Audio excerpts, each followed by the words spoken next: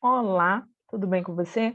Meu nome é Roberta Araújo, sou psicóloga, psicanalista e hoje o tema é sobre projeção, tá? Nesse tema eu utilizarei eh, as obras de Freud, volume um, que são publicações pré-psicanalíticas e esboços inéditos, 1886 a 1889, e o outro livro utilizado é O Caso Schreber, Artigos sobre a Técnica e Outros Trabalhos, 1911 e 1913, ok? Então, assim, o que é a projeção? Como ela se manifesta?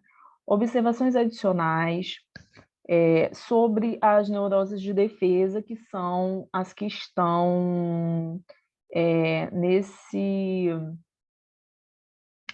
primeiro livro que eu citei, ok? Então, assim, projetar no outro aquilo, um desejo que é seu.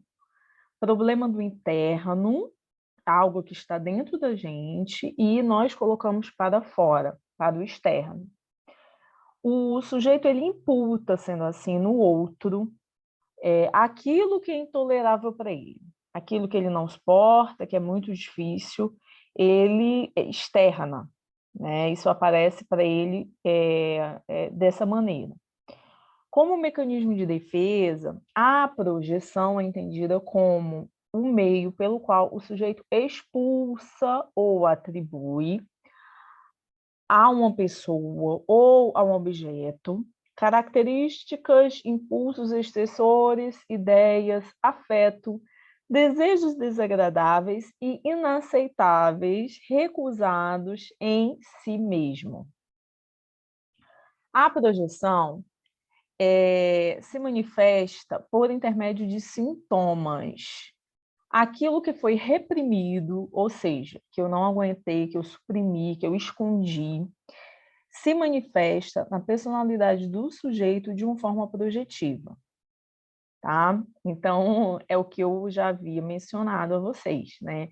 Aquilo que eu tenho em mim, que é muito difícil de suportar, isso ressurge desse modo.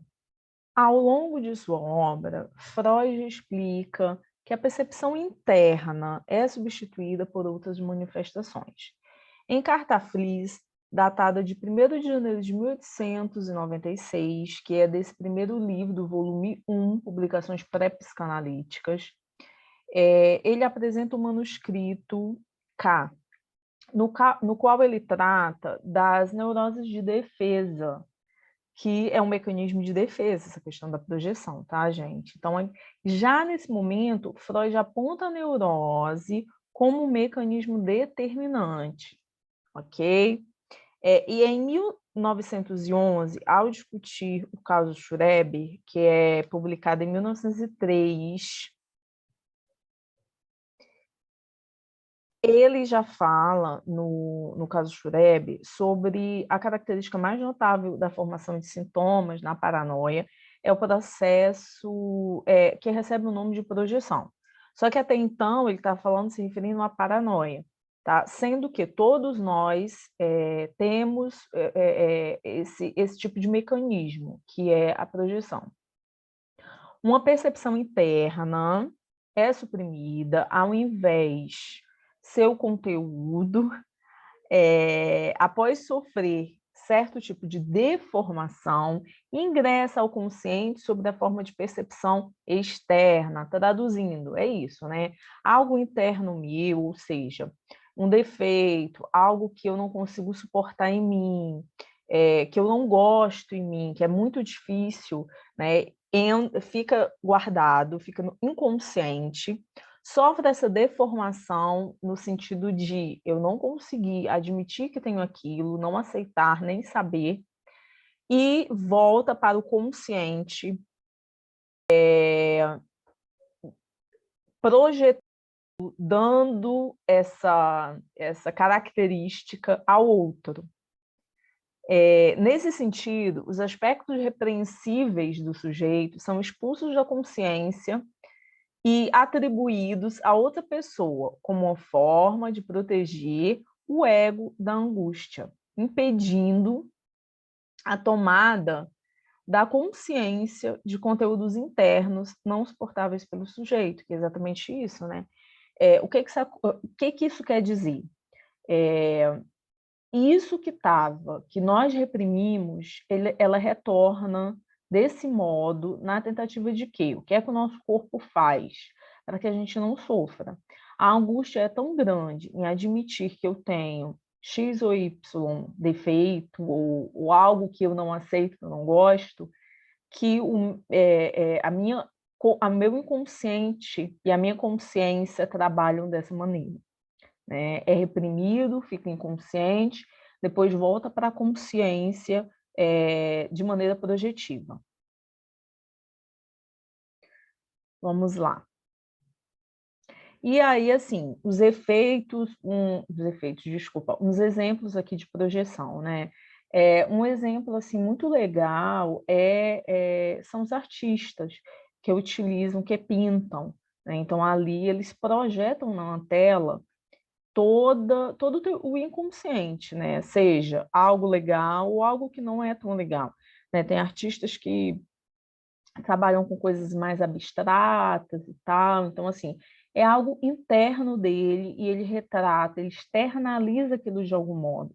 Ele usa aquilo para externalizar. E aí quando eu falei algo não tão legal, eu me refiro assim a uma obra que de repente a pessoa veja e diga: nossa, mas que obra estranha, que obra, sei lá, macabra, que tem pessoas que, enfim, alguns tipos de obras não gostam. E aí, assim, nada mais é do que algo inconsciente daquele artista, né? Que ele externalizou de algum modo, e claro, tem um sentido, né? E o fato de algumas pessoas não gostarem não desmerecem a obra do artista. Para, sei lá, apontar o dedo para quem engorda, para quem é gordinho, né? Então, eu estou projetando no outro algo que, na verdade, é meu, né? Eu estou acima do peso, eu não gosto, e não consigo aceitar. Isso é outro exemplo, mas aí, gente, tem muitos exemplos, tá? E aí, se você me perguntar, Roberta, como eu faço para identificar o que é projeção, o que é um mecanismo de defesa, como eu já citei, até o porquê do seu mecanismo de defesa, como faço para diferenciar o que é meu e o que é do outro?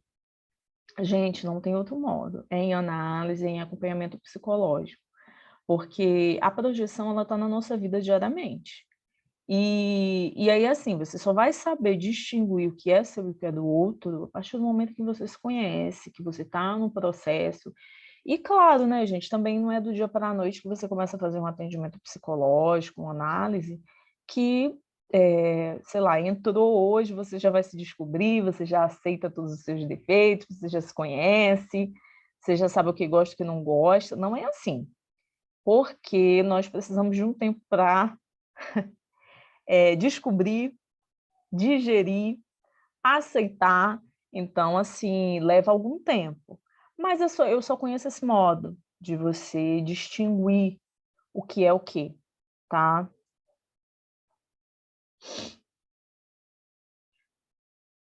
Então, gente, separar as nossas expectativas daquilo que o outro possa realmente oferecer, né? É uma coisa que é desafiadora, discernir os nossos interesses, nossas expectativas, nossas fantasias, daquilo que os outros são, tá? E isso é fundamental, né? Seja no trabalho, seja em família, seja nas relações, de um modo geral, e saber, né, o que nos separa do outro. E é isso, ficamos por aqui. Se você tem alguma dúvida, deixa aí embaixo, tá? Escreva aí seu comentário. E se você tem alguma sugestão de tema, tá? Muito obrigada e até o próximo vídeo.